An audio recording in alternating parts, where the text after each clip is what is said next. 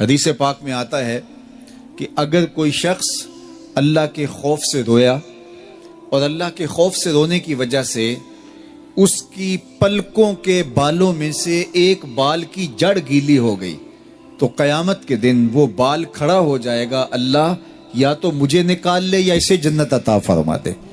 تو اللہ جل شانہ اس بال کو تو آنکھ سے نہیں نوچے گا بلکہ اس شخص کو اللہ جنت عطا فرما دے گا۔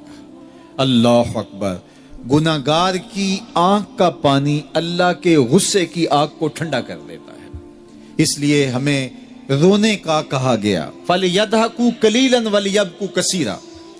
اللہ اکبر۔ ارشاد فرمایا کہ تھوڑا ہنسا کرو، زیادہ رویا کرو۔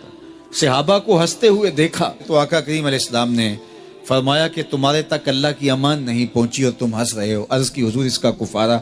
تو فرمایا اس کا کفارہ یہ ہے کہ جتنا ہنسے ہو اتنا ہی تمہیں رونا پڑے گا۔ میں اور آپ ذرا اپنی زندگی پر غور و تدبر کریں، ہماری زندگی میں ہنسنا زیادہ ہے یا رونا زیادہ ہے؟ سویر سے لے کر شام تک کہے زیادہ ہیں، ٹھٹھے زیادہ ہیں، مذاق زیادہ ہیں، لطیفے زیادہ ہیں یا عبرتیں زیادہ ہیں؟ تفکر زیادہ ہے، تدبر زیادہ ہے، سوچ بچار زیادہ ہے، یاد الہی میں تڑپنا زیادہ ہے، آنکھوں سے یاد خدا میں بہنے والے آنسو زیادہ ہیں یا غفلت سے پھوٹتے ہوئے کہے زیادہ ہیں؟ مجھے اور آپ کو اپنی زندگی کا ضرور محاسبہ کرنا چاہیے۔ ٹھٹھوں سے، مذاق سے ہماری مجلسیں بھرپور ہوتی ہیں۔ ہم دن میں جتنا ہنستے ہیں کیا اس کا 10واں حصہ بھی ہم تنہائی میں بیٹھ کے اللہ کی یاد میں روتے ہیں؟ اگر ایسا ہے تو مبارک ہو، اور اگر ایسا نہیں ہے تو اللہ سے آنسو مانگو، اللہ سے درد مانگو، اس کی یاد میں رونا مانگو، اس کے ذکر میں تڑپنا مانگو، اس کی محبت میں بے تابیاں مانگو، آنسو مانگو، سسکیاں مانگو، تڑپنے پھڑکنے کی توفیق دے، دل مرتضی سوز صدیق دے۔ اس کے حضور عرض کرو کہ مالک ہمیں تڑپ دے، ہمیں سوز و گداز دے، ہمیں کیف و سرور کی دنیا نصیب فرما دے، ہماری آنکھوں کو آنسوؤں کا جمال عطا کر دے۔ اور اگر ہماری آنکھوں میں آنسو نہیں ہیں، ہمارے پاس کہے ہیں، کہتے ہیں جو ہنستا ہوا گناہ کرے گا وہ روتا ہوا جہنم میں جائے گا، اور جس نے یہاں دکھ سہے، تکلیفیں سہی، آلام سہے، اس کے بدلے میں اللہ تعالیٰ اس کو وہاں راحتیں عطا فرمائے گا۔ فرمایا کہ مومن کے پاؤں میں کانٹا بھی چبھے تو اللہ جل شانہ اس کا صلہ بھی اس کو قیامت کے دن عطا فرمائے گا۔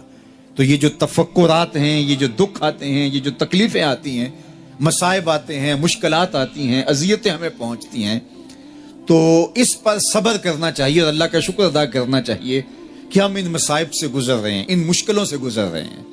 اور اگر کسی شخص کی زندگی میں دکھ ہے ہی نہیں، سکھ ہی سکھ ہیں، تو پھر وہ سمجھے کہ وہ فتنے میں مبتلا ہے۔ اس لیے زندگی کے اندر یہ آنے والی تکلیفیں، زندگی میں ملنے والے دکھ، اذیتیں، یہ اللہ تعالیٰ کی طرف سے ہمارے اوپر ایک انعام ہے، اور اللہ تعالیٰ جل شانہ اس کے بدلے میں ہمیں آخرت میں صلہ عطا فرمانے والا ہے۔ تو فرمایا وَرَجُلٌ ذَكَرَ اللَّهَ خَالِيًا فَفَاضَتْ عَيْنَاهُ، وہ شخص جس نے تنہائی میں بیٹھ کے اللہ کا ذکر کیا، اللہ کو یاد کیا، اور پھر کیا ہوا؟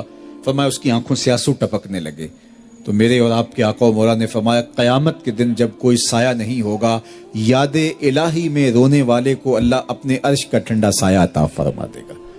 تو یہ رونا بہت بڑی دولت ہے، یہ بہت بڑی سعادت ہے۔ حضرت فضیل بن عیاض بہت بڑے بزرگ گزرے، جوانی کا زمانہ تھا تو ایک خاتون سے آشنائی ہو گئی، محبت کا ربط قائم ہو گیا۔ تو ظاہر جوانی مستانی ہوتی ہے اور جنون کا ایک شعبہ کہا گیا ہے جوانی کو، اور پھر دل میں اس طرح کے رجحان پیدا ہو جائیں تو پھر وہ جنون کئی گنا بڑھ جاتا ہے۔ تو اس کے ساتھ وقت طے کیا اور اس کے ملنے کے لیے بے تابی کے ساتھ ان گھڑیوں کا، ان لمحوں کا انتظار کرنے لگے۔ خیر جب وہ وقت آیا تو اس کے گھر کی طرف چلے اور اس کے گھر کی دیوار پھلانگنے لگے تھے کہ ساتھ والے مکان سے کسی قاری قرآن کی تلاوت کی آواز کانوں میں پڑی، اور وہ پڑھ کیا رہا تھا، الم یان للذین آمنوا ان تخشع قلوبهم لذکر اللہ وما نزل من الحق۔ کیا اہل ایمان پہ وہ وقت نہیں آیا کہ ان کے دل اللہ کے ذکر اور اللہ کی یاد، اس کی محبت میں تڑپ اٹھیں اور وہ خوف خدا میں مبتلا ہو، اور جو نازل ہوا قرآن، اس قرآن کی محبت میں اس کے دل میں خشیت پیدا ہو؟ بس یہ کانوں میں پڑنے کی دیر تھی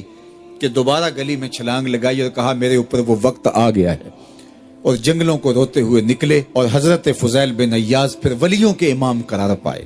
اس آیت نے ان کی زندگی بدل دی۔ کسی کی 30 سال، کسی کی 40 برس، کسی کی 50 سال، کسی کی 60 سال زندگی یہاں موجود لوگوں میں سے کسی کی اس سے بھی زیادہ اور کسی کی کم۔